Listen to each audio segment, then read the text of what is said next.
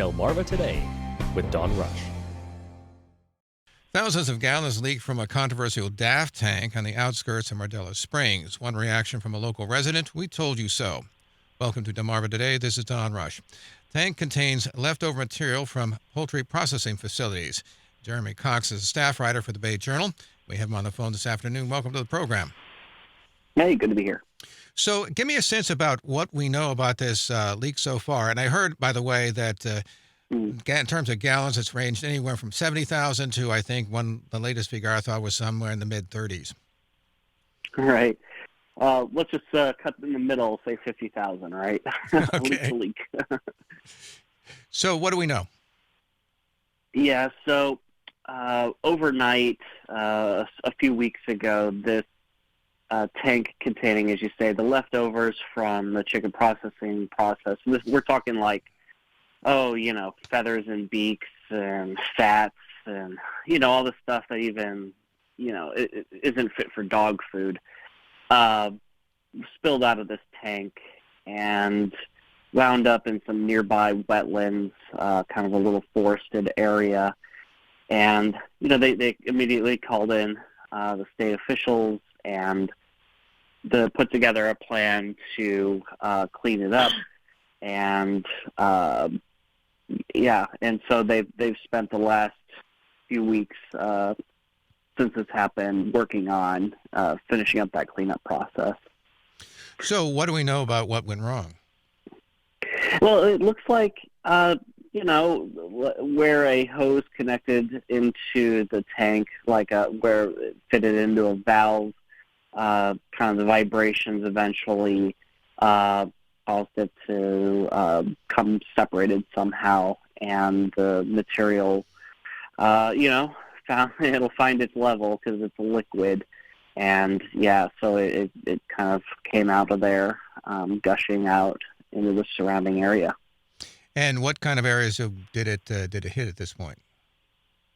Well, so it stuck around kind of the immediate area, and so it's in a forested area, like you said, outside Mardela Springs, and so it just sort of flowed out. The state did say there's wetlands in there, and so that kind of ups the level of protection, hypothetically at least, that they would need to make sure to, because there's going to definitely have to be some kind of work done to rehabilitate, especially if there's wetlands involved.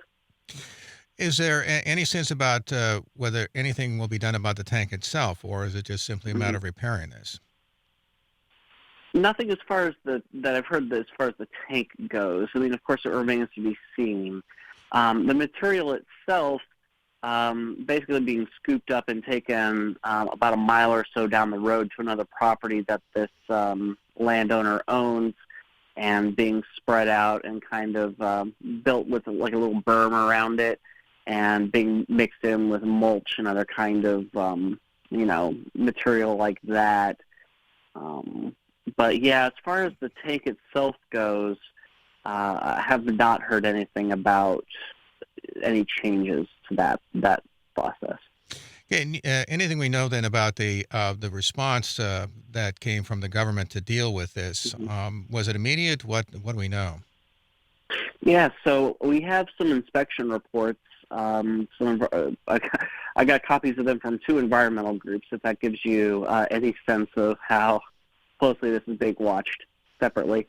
And first, MDA, the Maryland Department of Agriculture, was out there, and then MDE, Maryland Department of Environment official, came onto the scene and was immediately taken away by the MDA official to the separate site where the material was being piled up.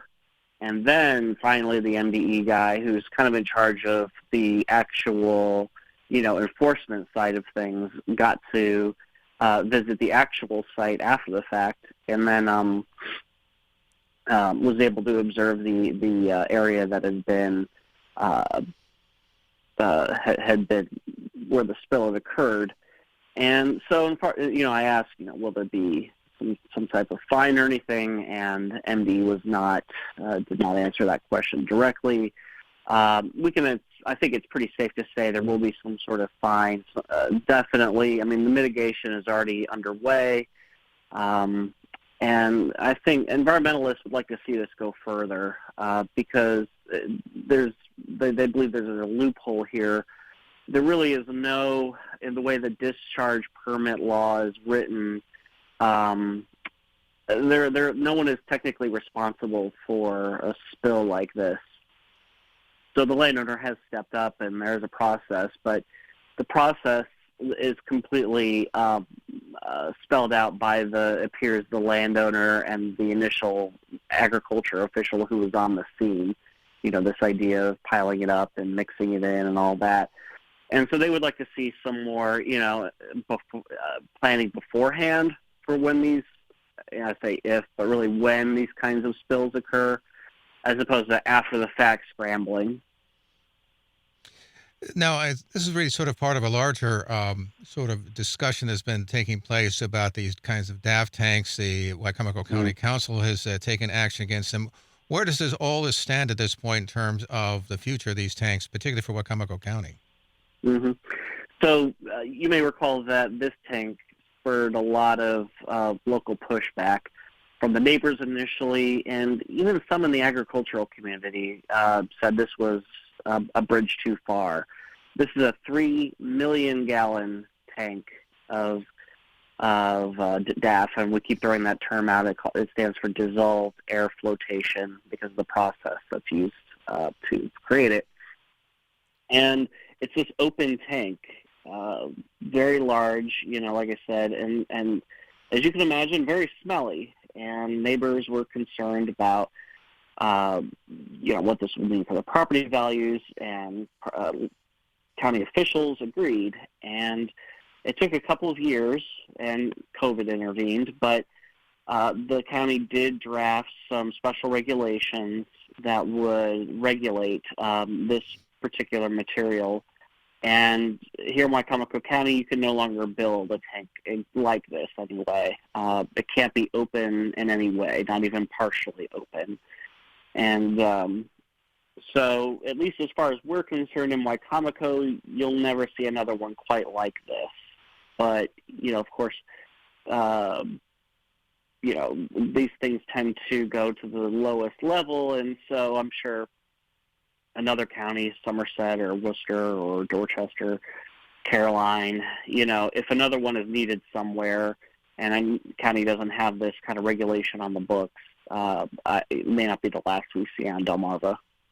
Well, one of the interesting things, and I talked to Lynette Kinney, is this idea that they weren't opposed, the residents themselves were not opposed to the poultry industry. It's just that these particular tanks were the problem. And she was actually unhappy that the chicken industry, certainly with the Chicken Association, had supported, or at least supported, some kind of tank like this. I mean, there does seem to be some division going on between, if it's in your backyard, you don't want it, but if it's not, it's an industry issue. Right. Yeah, that's the classic, the NIMBY question, the not in my backyard question here. And so that's where you kind of step back and go, obviously as a journalist, am I just reporting on people who, are being just affected and, just trying to push it off on some other group? Fair question, obviously.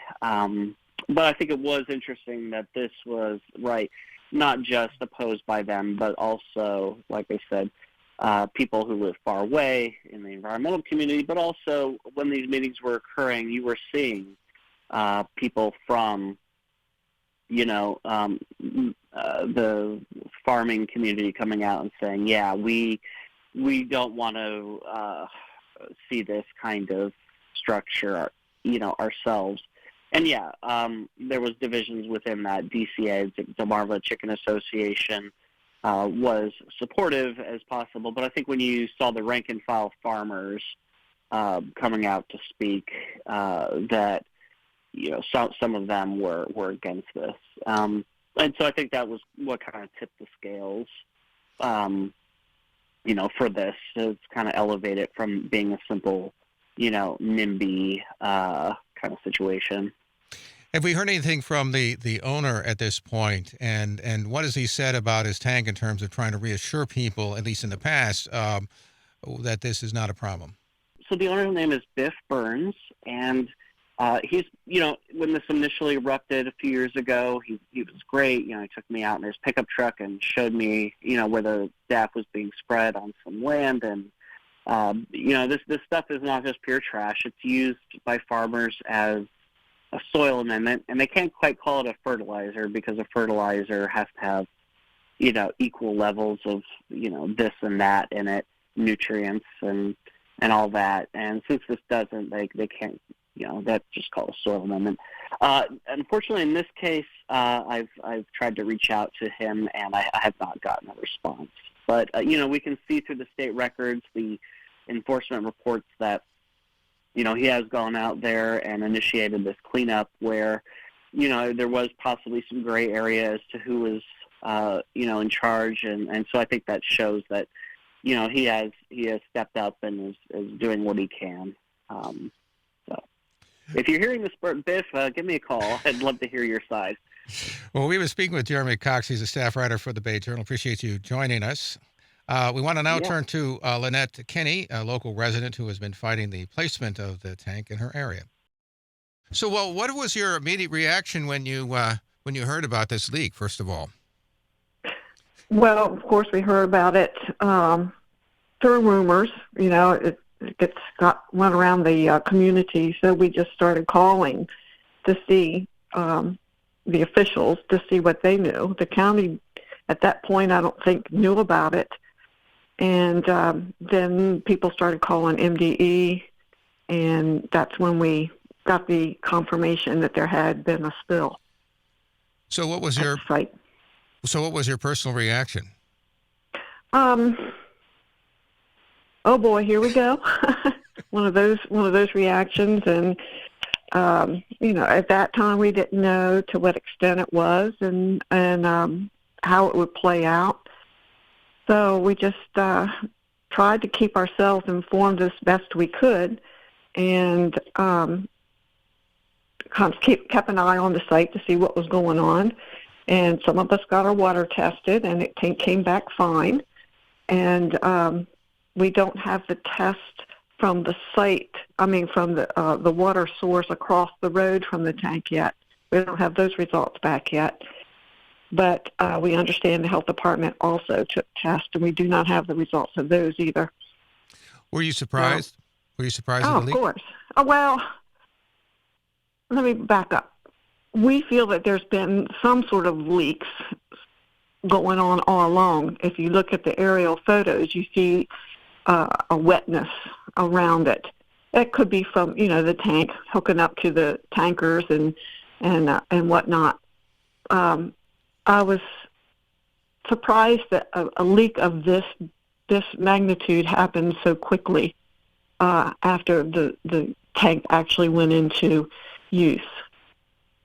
And it occurred at a site where they had just added another nozzle that the DAF shoots out over the top in the back. That's where it occurred. So it was a newer addition to the apparatus that was added to the tank. Yes, I was surprised that it happened this quickly. Are you satisfied that the various government agencies are moving in to clean this up? I really couldn't tell you, because the only information that we've had thus far has been the field reports that have been entered into the public record now, that we can go online and see that. But the rest of the information we will have to get through Public Information Act information, so we'll have to go after it ourselves. I'm sure the health department's not going to call us up and give us the results. Our main concern is that from these field reports that we read, the initial report from MDE using electronics and measurement devices, that it was approximately 74,000 gallons, and now it's been reduced down to 30,000 gallons, and we can't find out where that has been determined why it was reduced from 74,000 down to 30,000 gallons. That's not reflected in the field reports. It's just guesstimates where we saw the lower numbers being used. So we would like to know where the official gallons, where that came from. Where did they pull? Did they use scientific data and equipment to determine that instead of 74,000 gallons, it was 30,000 gallons? So that's our big concern. One of our big concerns. Well, so what has it been like to live near this tank? Over the past several years? Yeah. Well, there's been an enormous amount of traffic, of course. The road right in front of it has been repaired a couple times by the county where the trucks have to take a wide swing into. So the roads have been degraded, and monies have to be spent to bring them back up to grade. And it's just the odor. If you look at the reports, the odor is all around. It depends on which way the wind blows. And I just understood through the reports last week that people over on the Wasaka Road are being hit hard with it. We've never even contacted those folks. So, it's widespread, put it that way. Have you had any particular day that was worse than others, say? Particular days? Yeah. I mean, it's just certainly, yeah. And it depends on what they're doing down there and how it flows, the wind blows. But also, this tank's been used all year long. It's not just been December 16th through the end of February and then emptied the first 2 weeks of March or 3 weeks of March, how it was proposed to be used. It's been used clearly throughout the entire year. So, and it ebbs and flows. If it gets really wet, they'll be putting it down there. And we have no idea how many times that tank is filled and emptied in the course of a year's time. So, and we understand that last year a lot of waste was put in there from Hurlock Town water system, sewer system, which tied in with Valley Proteins, the violations that went on there and the shutdown at Valley Protein, that they needed some place to put this stuff. So I guess it was sent to Hurlock, and they couldn't discharge it all there, so it was being stored in these tanks around here. So have any hope that this tank would be shut down, or is it pretty much grandfathered in as far as you're concerned? No, we don't feel that it's grandfathered in. We've never had our day in court to judge this on its merits. It's always been an administrative roadblock in the way that we did not appeal this thing within the 30 days of the issuance of the permit, which actually we did go in and speak at planning and zoning, and several of us had meetings in there, and we did not know that was our only option.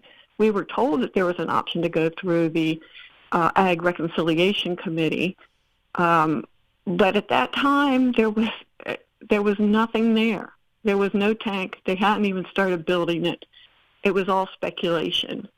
And from what I've seen through other counties' Ag Reconciliation Committee hearings, they default to the Right to Farm Act.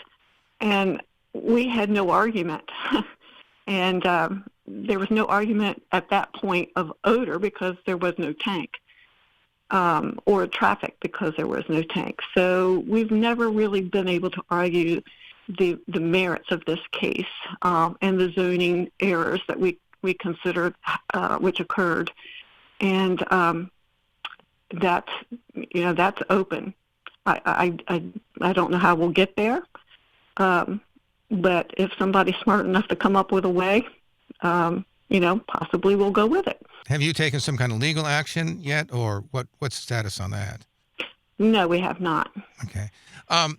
Because now I know that the council president, John Cannon, is not happy with this tank, but he seems to be saying essentially there's nothing they can do about it. It's already in place. You think that's true? I mean, do you think that the council could do something? I don't think the council can do anything. I think the council did exactly what they could do, and that's to prevent future tanks of this sort from being built in the county. If they choose to go the anaerobic route and cap the thing, then you have to do something with the gases that are now being pumped out into the atmosphere. Then you can capture those and use them in a recyclable way as a renewable energy, which I think is I'm all for. If they do that, it will be strictly controlled where it would go and how it could be operated. Like this tank here had no restrictions on it whatsoever. Thus, they have this spill, and I think it bears looking. The county really needs to be forward-looking into this anaerobic thing, very similar to what's up in Blades, Delaware. If we want a chicken industry on the shore and ag on the shore, and I do, and I am totally disappointed that the ag industry, let me back up, the industry, poultry industry did not reach out to us to see exactly what our concerns were. We're not in the business of putting the chicken industry out of business. And I think that was said from the very beginning. We want to dialogue with this and find a way to treat this product in a way that doesn't hurt people, and the way of anaerobic digestion could even help people. So I think that's one of the things that the council can be forward looking into, is put some guidelines around something like that, and even looking for sites that are acceptable, and be proactive rather than have to respond rather than react, I would hope. We had COVID in there, and which set everything back. Our administrative case was held up for like a year and a half. But by the time we got the final judge report, the Court of Special Appeals ruling on that, so everything was just held up by COVID. The meetings at the council were held up, and they kept putting a moratorium on it, which we were thankful for, and what they could do at that time, until they could get a real grasp of what's going on and how to respond to it in a way that could protect the citizens of the county. And I feel that's what they did, but they also have allowed farmers to still do their application, to store it in those tanks that hold about 18,000 gallons, I believe, the blue temporary tanks and the yellow temporary tanks. They look like tractor trailers, and they just sit out in the field until they can apply the DAF to the field. So that's fine. We don't have a problem with that in regards to the tank storage down here. That's a whole nother issue, which we did not. We didn't bite that apple. It's somebody else's fight at this point. Is there a way to convert this tank to the anaerobic process? Or do you know? There again, you have a problem. If it's an anaerobic, if you did somehow convert it, no, I don't think so. If you go out to the Blades factory, plant, and I took a tour, it's a lot more involved than just slapping a top on it. There is a whole. No, I don't think it could be. But you have the issue also of putting it back in an area such as this of the traffic, the immense amount of traffic. that would have to come back here. So a plant like this would have to be placed on a road that had easy access from state highways or even Route 50 or 13. And the odor then would not be an issue. The only issue would be traffic. And you would have to be proactive in deciding where to put it so that the traffic would not be such an issue as it is back here or anywhere back on country roads. They're just not designed for traffic like that, commercial traffic. And that's what we've run into here. Have you heard anything from the owner of this tank? I've seen, newspaper reports and so on, but I've not seen anything from him. Have you heard anything or reached out to him at all, or what do you know? No, there's no dialogue back and forth there. So where do you go from here? I mean, I guess you're going to try to find some way to either get this shut down or what have you. I mean, are you optimistic at all that you can do anything about this tank? I don't think that the idea is put to rest like a lot of people seem to think. But like I say, it's going to take a lot of money on our part and a lot of thought into it to get around, quite frankly, that 130-day appeal period, and to be able to argue this case on its merits of an improper zoning designation at the outset of this. So yes, there's a possibility there, and again, we have to kind of pursue it in a legal manner, and that's a roadblock as well. Finally, how are the rest of the residents dealing or responding to this? How are they reacting to it? Well, as you can imagine, everybody is upset, and things kind of settle down a little bit, and then something like this happens again. And I say again because things might settle down, and then here comes the trucks again, and here comes the odors again, and it's not constant, but it's enough. When I say ebb and flow, there's enough flow to keep us all upset by it. That life isn't like it used to be, and I might add that most of us have lived here for decades. This is not a chicken farm. I think there's been a lot of misperception that it's just simple chicken parts and things put into the tank. It's not. It's waste that is generated in the rendering process or in the poultry processing, and it's not a chicken farm per se. A lot of trucks from a lot of different areas are going into this tank. So the source of it is in question.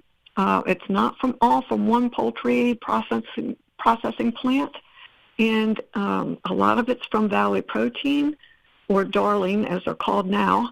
And so there is not a whole lot of continuity of product that's going in there. So that concerns us. And yes, people are very upset that this could happen, and that we kind of are left out of the loop. And I know that John Cannon has mentioned that he would like to devise a protocol, and I think that's a great idea for when this happens again, of who should be contacted in the county immediately, and how they can contact us and let us know about it. And instead of somebody picking up the phone and saying, "Hey, we heard there was a big spill down at that tank last night," and are you going by and you're seeing a lot of traffic up there and thinking, "What's going on?" And a lot had happened by the time we even found out, which was probably 3 o'clock in the afternoon or so when we got our first call about it from people that was hearing it out in the general community. So it had been, happening for hours by that time. And we'll just do what we have to do to keep abreast of things as best we can. We've been speaking with Lynette Kinney, a local resident who has been fighting the placement of the tank in her area. You're listening to Delmarva Today. This is Don Rush.